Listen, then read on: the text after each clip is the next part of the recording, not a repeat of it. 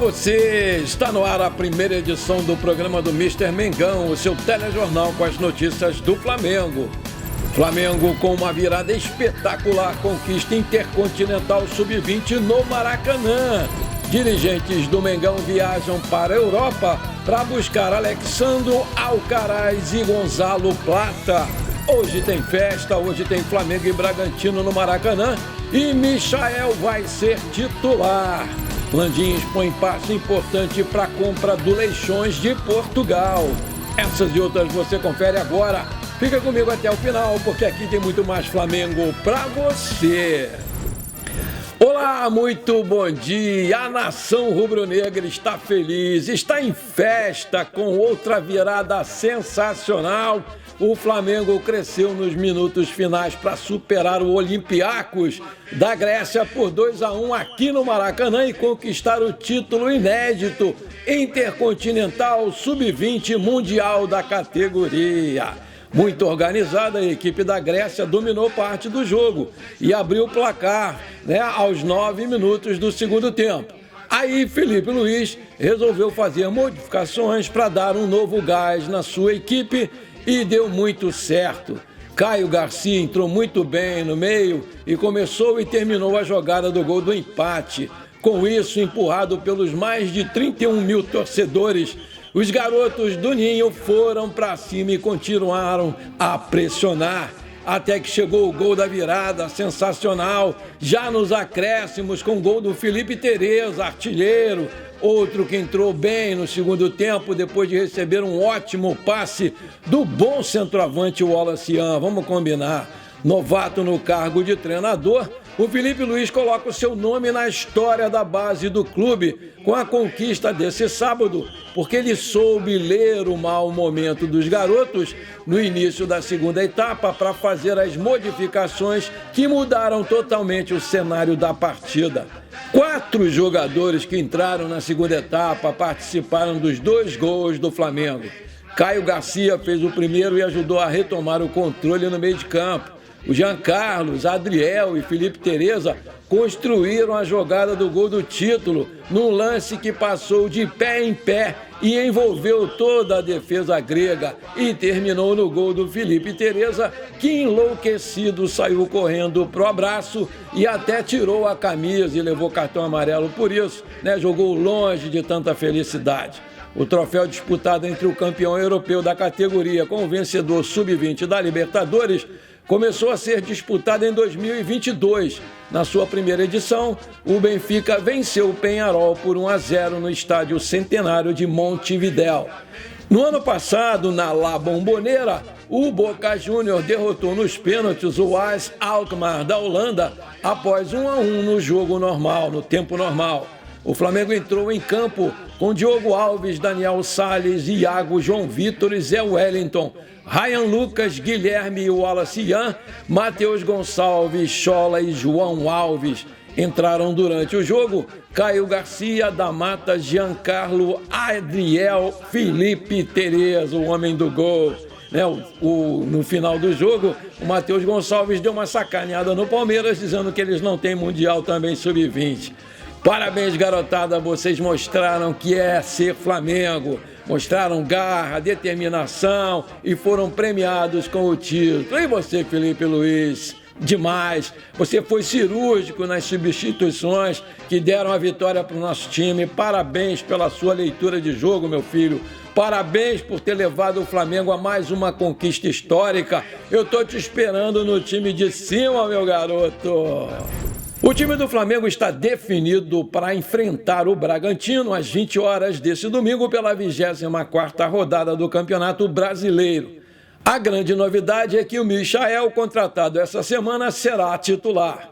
Os laterais Varela e Ayrton Lucas deixam o time e serão substituídos por Wesley e Léo Pereira. E o De La Cruz também não vai começar jogando. Michael foi apresentado nessa sexta-feira, primeiro reforço anunciado nessa janela de transferências.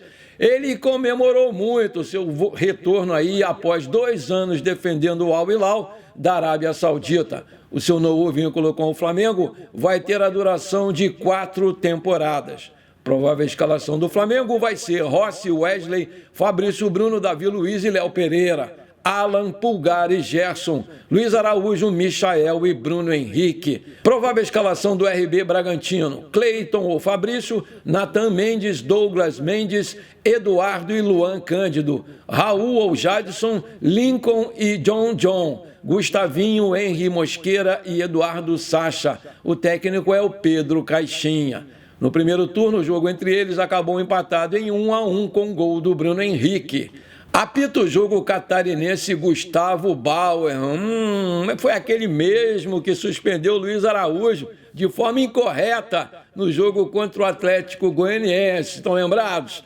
Alegando aí que ele estava fazendo cera para sair do campo, né, quando ia ser substituído, mas quem ia sair era o Pedro. Depois que ele viu que fez aquela besteira, alegou na súmula que o jogador o ofendeu, coisa que o próprio Luiz Araújo negou, né? Ele vai ser assistido aí pelo Bruno Bosquilha, do Paraná, e Gisele Casaril, do Santa Catarina. E no VAR, Rafael Trace, também de Santa Catarina. Esse jogo vai ter a transmissão exclusiva do Premier Futebol Clube em TV paga. Vale lembrar que o Flamengo começou a rodada com 41 pontos, 5 atrás do Botafogo, e o Bragantino quer afastar a má fase porque não vence no Brasileiro há 4 rodadas e ocupa o meio da tabela com 27 pontos e ainda vai ter 8 desfalques por suspensões e lesões. Meus amigos e minhas amigas, outro jogo perigosíssimo esse contra o Red Bull Bragantino, que apesar da má fase deles e dos 8 desfalques, né, é um time bem treinado pelo Pedro Caixinha e costuma complicar a vida do Flamengo, que também não vem bem das pernas por causa de tantos desfalques também, não? Nesses últimos 5 jogos, perdeu 4 e empatou 1. Mas com a volta do Michael no ataque, e depois de ter tirado um peso enorme das costas, né, ao se classificar aos trancos e barrancos para a próxima fase da Libertadores, eu acredito sim numa boa vitória do nosso time diante da torcida que, como sempre, promete cantar e empurrar do começo ao fim. Aí eu te pergunto, qual vai ser o placar para você dessa noite? Coloca aí que o meu eu vou dar lá no final do programa, fica comigo, confere lá.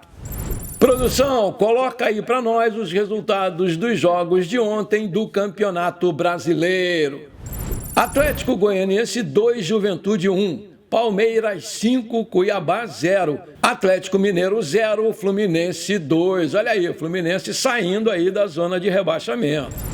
Outra mobilização tem chamado a atenção na Gávea, a compra do Clube Leixões de Portugal.